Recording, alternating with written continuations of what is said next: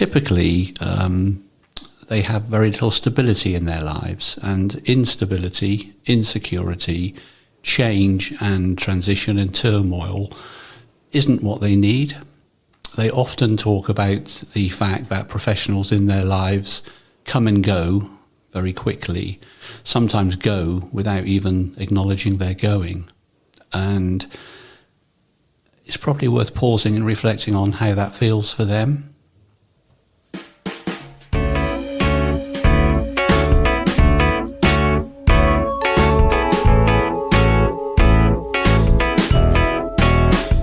Welcome to the Bailiwick Express podcast, where each week we put some of the island's biggest news stories in focus. I'm Fiona Potney. The care of vulnerable children is back in the spotlight for all the wrong reasons. Last month, an unscheduled inspection of Secure Children's Home and Remand Facility Greenfields revealed that the young people staying there may be at risk. Strong concerns over staff levels, training and the condition of the property led the Care Commission to issue their second urgent improvement notice in less than 6 months. Days later, the senior civil servant responsible for the care of vulnerable children, Mark Owers, announced that he was resigning, the second senior departure in months. The move has thrown doubt on the future of children's services at a time when stability is needed more than ever. The need for significant improvements in caring for vulnerable children was highlighted in the Care Inquiry back in 2017. It begs the question, 5 years on, have we learnt anything? One man who knows the answer to that is Steve Harvey, who leads charity Brightly, which has been supporting families and children through some of their toughest times for nearly 100 years. It started life as home Brig-y-Don, but in recent years has taken on a new identity and purpose as Brightly, being the bank of mum and dad for children and young people who are care experienced and don't have a stable family life, or indeed any family to rely on. With the joint blows of a housing and cost of living crisis worsening the existing problems for children both in and leaving care, now, more than ever, Steve says the island needs to step up, and fast. To help ease some of those pressures, Brightly is launching a new community initiative to help families with young children and care leavers through their challenging times. I spoke to Steve last week. Okay, well, thank you for coming into the studio, Steve. First of all, in recent years, in the past 5 years, there's been quite a bit of turbulence in terms of children care and services, and this week we've had announcements in relation to the departure of one of the directors, the Director of Safeguarding and Children's Care. From your perspective as Brightly, a charity involved in those kind of matters, I mean, how does some of this turbulence, I suppose, in recent years, how does that filter down to you, and what have you noticed? I think the most notable thing is the impact all of this has on children in care and those leaving care, who are the children and young people that we support as a charity. Typically, they have very little stability in their lives, and instability, insecurity, change and transition and turmoil isn't what they need. They often talk about the fact that professionals in their lives come and go very quickly, sometimes go without even acknowledging they're going. And it's probably worth pausing and reflecting on how that feels for them. So I'd start with the impact it has on children and young people in the care of the professionals and indeed in the care of the government. In terms of Brightly, in some parts, that's why we are looking to expand and develop into a slightly new direction. One of the fairly recent outcomes of government change, which was on the back of the Independent Care Inquiry, was in 2020, in February 2020, for the first time, the government of Jersey specified the support that they would make available to the children in their care and the young people who were leaving their care. Hitherto, they had never published that offer. When they did so, a couple of years ago, we applauded that and celebrated it, because in many ways that's what people would expect. They'd expect the government to offer the very best to those children that it's responsible for, just as any parent would. But also, we looked at what we were providing and what we continue to provide in terms of support for children in care and those leaving care, and recognised that once the government's offers materialised, much of what we were providing would become redundant. Again, that's not a bad thing. The objective of any charity should be to become redundant because its services are no longer required. Having said that, certain things that we do support, the government weren't going to be supporting. That was quite clear. So we recognised there would be a need for our ongoing support, and also that we recognised it would take some time for the government's new initiatives to be bedded in, established and well understood.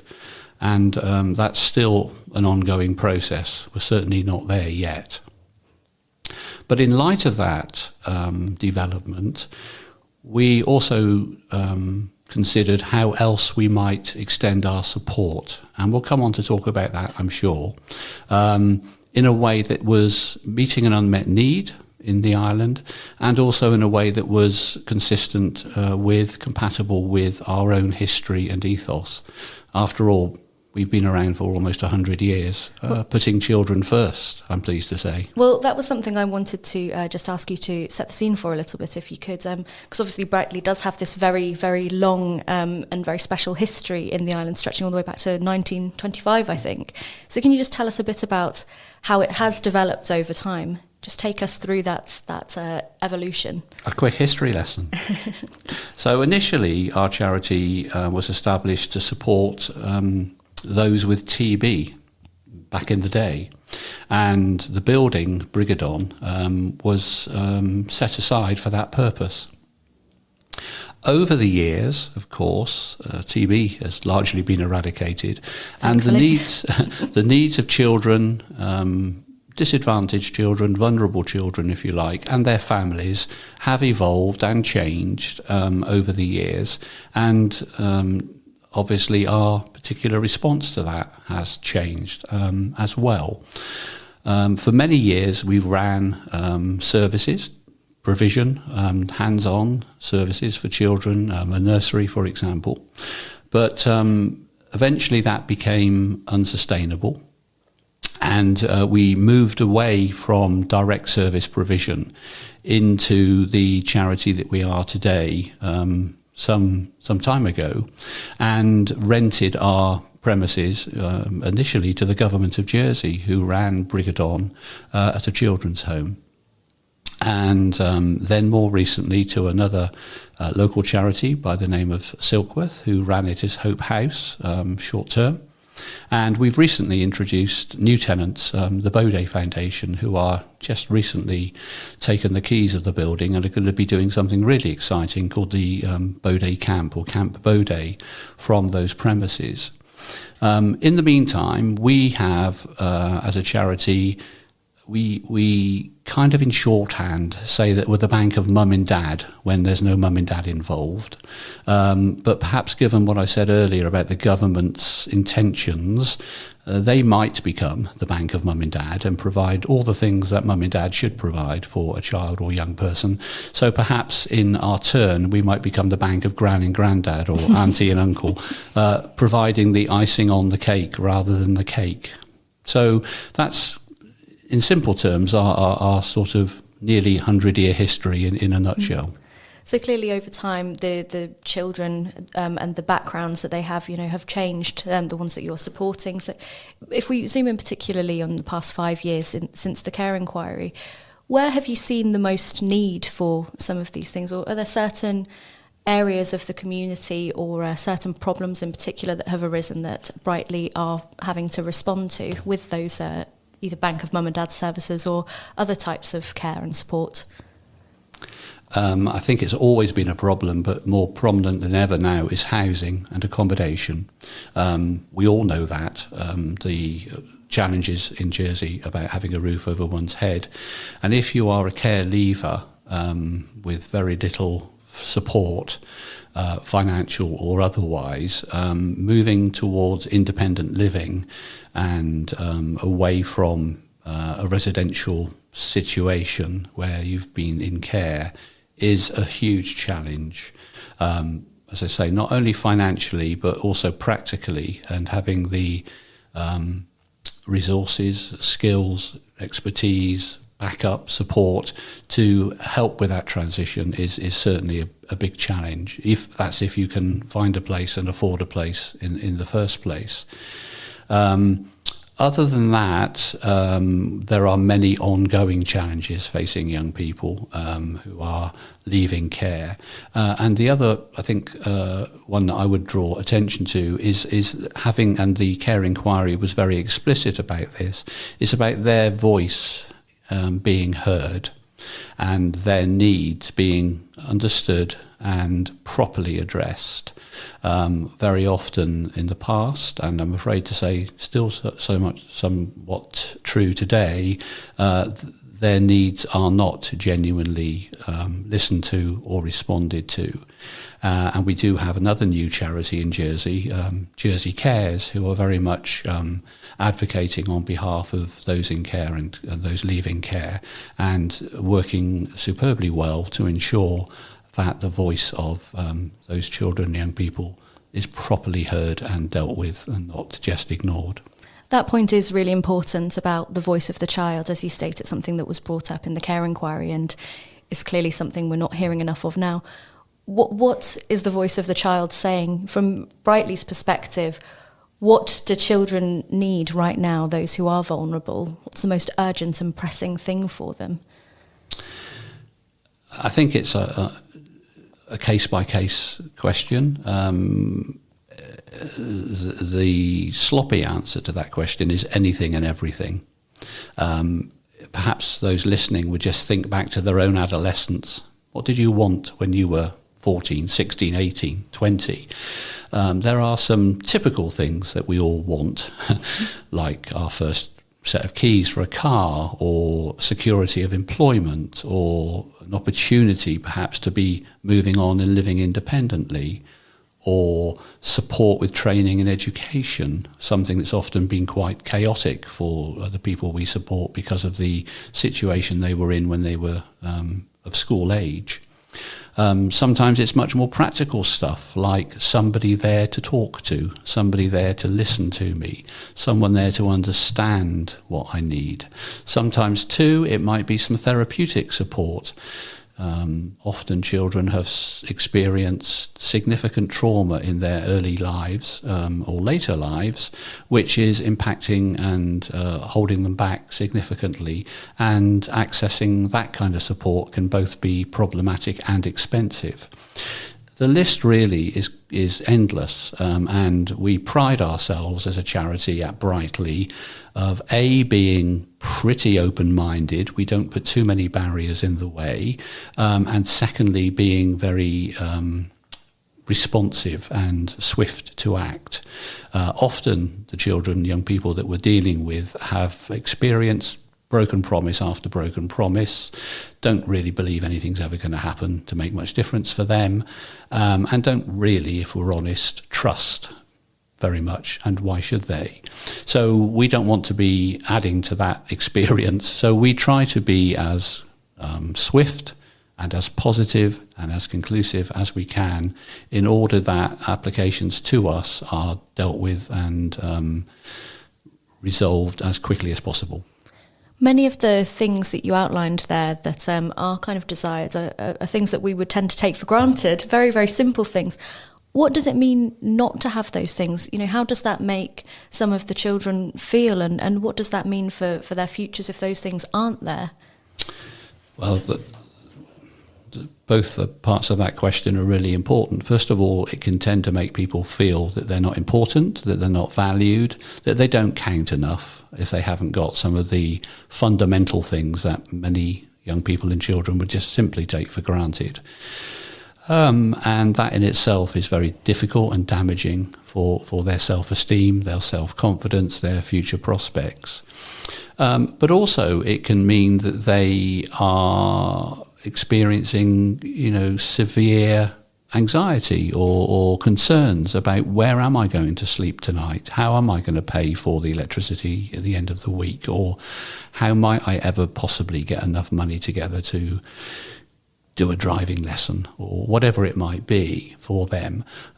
So they continue in many cases to feel disadvantaged when compared with others, their peer group, and through no fault of their own, they're in that kind of situation where they have to rely on the support of charities like our own to meet the needs which many islanders might think are already being met and are, as you said yourself, somewhat taken for granted by many people. And I go back to the notion of, what's good enough for our own children is what we should be aspiring for those in care and those leaving care. They deserve as much as every other child and young person on the island, and that's why we exist. I just want to move back slightly to what you mentioned earlier in relation to housing. That's clearly a really important issue right now, and I think for many people it's unfathomable that there are individuals that leave care and might be worried about their housing situation after that they're vulnerable already but might not have a roof over their head. What is being done about that? Is there enough going on? So that's indeed the case. The government offer that I referred to earlier makes reference to providing a suitable accommodation, which is defined in the offer for care leavers. However, I was at a meeting just last week with senior government staff and ministers where it was recognised that they were making a false promise because they weren't able to actually fulfil that. Which means that some young people are leaving care either with the prospect of sofa surfing or the need to be in a hostel or maybe provided for in a bed and breakfast establishment, etc., all of which is wholly inadequate. We know that all young people in Jersey struggle to find their way with the cost of property, whether that's rental property or whether one's in a position to find a deposit to buy somewhere. It's a huge challenge for all young people. That's well understood. But again, if you've been in the care of the government's been your so-called corporate parent, you'll find it even more difficult, generally speaking, to make that move into independent accommodation. You mentioned that you'd had a meeting to discuss some of these issues. Do you have any sense of reassurance after that there's an imminent solution? I wish I could say yes to that, but the answer is I don't think there is an imminent solution. I'm not here to criticise the government of Jersey. I think they are doing everything that they can. Certainly their words are very encouraging. They've said for some time that they will put children first. The challenge that they face is turning words into action and actually doing what they say. And if they can't do what they say, they shouldn't really say it. And that was one of the points made at the recent meeting. Don't promise things if you can't deliver them, because all you do then is add to the disappointment and the lack of trust that was mentioned earlier. So be honest, and if you can do it, say so and do it. And if you can't, then say what you can do and what you're doing to address the outstanding issues, because there are people working really hard to turn things around, but I don't honestly think we are close to an imminent solution to some of these long-standing challenges. What blockages do you perceive might be in the way? Is this a case of lack of will, or is there genuinely a link missing in the chain in order to put things right for vulnerable children and care leavers? I don't believe there's a lack of will. I think the people I speak to genuinely want things to improve. What there probably is a lack of is continuity. We talked earlier in this conversation about things changing and people coming and people going, and obviously later this year we have a new assembly about to arrive, another significant change. So change is constant, but in terms of resolving some very old problems, some very long-standing problems, we need to persevere. We need to keep going and to work together. All the usual caveats. There's no simple answer to a complex question, but if the right people get together, work in tandem, work in partnership, then we can achieve a lot. I would only reference how much has been achieved over recent years during COVID. We've all, as a community, come together and dealt with that to the very best of our ability, and many things happened that probably would never have happened otherwise.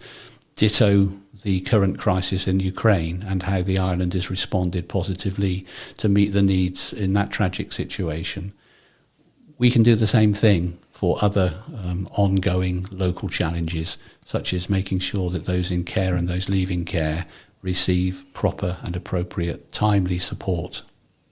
As you say, clearly the sort of aim or ambition of any charity is to become redundant, but Brightly are doing an awful lot of hard and careful work in the meantime, supporting those who do need help. I mean, there's a long list of things, just from looking at your website, and there are testimonies from those who have access to support, whether it's from graduation to, as you mentioned, having things that you'd normally get from the bank of mum and dad, if that's phones or anything like that. But as you mentioned earlier, you are now moving in slightly new territory, and you've got a new initiative that you're looking at. Would you be able to tell us what that's called and more about it? Yes, of course. I'd just like to say something else first, though. Some listeners might be thinking, Brightly? Who are they? Many islanders will know of us by our long-standing name, which was Brig-y-Don Children's Charity. I mentioned Brig-y-Don earlier. But a couple of years ago, we decided that as we no longer occupy the building in St Clement's known as Brig-y-Don, that we would rename our charity Brightly. So if people are thinking, who are these new people on the block, we aren't that new, we've just been renamed. So we are, by many people's memory, Brig-y-Don Children's Charity. To your question, we are launching this year, we have launched this year a new initiative which is called Home Start, which is brand new for Jersey. And, in time-honoured tradition, we're going to call it Home Start Jersey. How original is that? And Home Start in Jersey will meet a very important unmet need. Home Start itself has been up and running in the UK for a good number of years, I think about 40 years, and there are about 180 Home Starts dotted throughout the UK. Dare I say it, there's even been a Home Start in our sister island of Guernsey for the last 10 years. So we are addressing that need. What Home Start provides is a volunteer network of trained volunteers who are each allocated to an individual or a family, and if you like, they become a befriender for that family, somewhat more than a befriender, but on a regular weekly basis they will meet with their family and support them in appropriate ways that are unique to that family, and be there reliably week in, week out to make a difference and to support somebody that might need a bit of support to just get over some of the issues in front of them and to help them then move forward independently. So that's in a nutshell what Home Start's about. Give us some examples. What kind of things do you imagine that volunteers might do to support the people that they're sort of paired up with? Absolutely. So perhaps I just start by saying that we are going to tweak the way Home Start runs here slightly, because that will help me to answer the question. So typically Home Starts focus on families that have a preschool child. The reason for that being families with preschool children often need some help and support because there's a lot going on. It's a big change in the family dynamic, and for those listeners who have preschool children, they'll know very well what I mean by that. However, in Jersey, we have permission to slightly alter our remit. So in line with our history and tradition, our three groups that we'll be supporting will be the young people who are leaving care, because as we've discussed earlier, they're very often left alone and have very, very limited support. We'll also be supporting families where there's a preschool child, as is the typical example, but in the case of the parents having been themselves in care, so that's a nuance. So a family where one or the other parent was in care who has a preschool child. And the third particular group of individuals and families we'll be supporting are those where there's an illness in the family, either a child who's ill, young person who's ill, or a parent who's ill. And that goes right back again to our long-standing history, because the word convalescence used to feature in our ethos when people convalesced. But over the years, convalescence doesn't seem to exist anymore. We just have to get on with it. But getting on with it sometimes means some extra help and support to help people get across a few bumps in the road. So with regard to your question about some examples. In each case, a volunteer will be matched with a family or an individual, and there'll be a dialogue about, so what help and support do you actually need? And that will direct the support. So it might be things like how to budget better. It might be things like how to improve my confidence and self-esteem so I feel a little bit more able to go out and about and access support that's available. It might be I'm not very good at cooking and I don't really want to survive on beans on toast forever. It might be preparing, in the case of perhaps a care leaver, for independent living and learning some of the basic things about looking after a home, or preparing for an interview situation for employment or training purposes. So it will be tailored to the family or individual's needs. What Home Start isn't is a kind of unpaid home help. You know, we're not going in there to hoover, do the dishes, clean the house, babysit. So the volunteers will be trained. It's a very, very comprehensive training program, which I've had the privilege of following, and supported on an ongoing, regular basis to ensure that the needs of the person or family that they are supporting are being met. And at the end of that period, we will then review the progress that's been made, and either that will be the end of that particular befriending, or if there are still other ongoing needs, there may be an extension.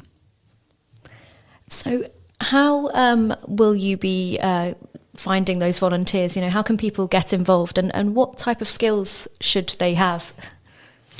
So we'd invite people interested in finding out more to take a visit to our website, which is simply www.brightly.je, where they will find a Home Start Jersey section. Or they could email me, which is steve@brightly.je. Either way, they'll find out more. So www.brightly.je or email steve@brightly.je. In terms of skills, we're looking for people who feel they want to give something back to their community and are able to do so on a regular weekly basis, 2 or 3 hours a week in, week out. Those are the key criteria. Everyone will have skills which they bring based on their own life experience, and we will then provide a very comprehensive training program for everybody, so that they're all equipped to deal with the volunteer role. And then we will match individual volunteers with families and individuals that need our help. What I would add, though, is in the first year we are not seeking to run before we can walk. So we are only looking for a small group of volunteers, 10 to 15 volunteers. We ourselves are doing this for the first time, so we want to learn and ensure that we're going forward appropriately before jumping in at the deep end. So form an orderly queue. Please get in touch. As I've said, there are 2 ways of doing that, through our website or by emailing me directly. And we can send information or meet up for a chat or whatever if people are interested. Also, being a volunteer provides great support for the volunteers because they become part of a very important network. They grow their own skills and expertise. Many potential employers like to see on a CV that somebody's giving something back and volunteering their time. They'll develop transferable skills. They'll have a lot of fun along the way and learn quite a lot along the way themselves. And we do have a great tradition in Jersey of people volunteering and giving to their community. And this is a pretty good way of doing that. So that's what we're looking for. Thank you for listening to the Bailiwick Express podcast. If you found it illuminating or can think of anyone who might be a perfect fit for the Home Starts programme, please give it a share. We'll be continuing to follow this issue and you'll be able to find all the latest updates at bailiwickexpress.com. Remember, you can find an array of previous podcasts on our website and in all the usual pod places. That's all from me, Fiona Potney. More from the Bailiwick Express team next week.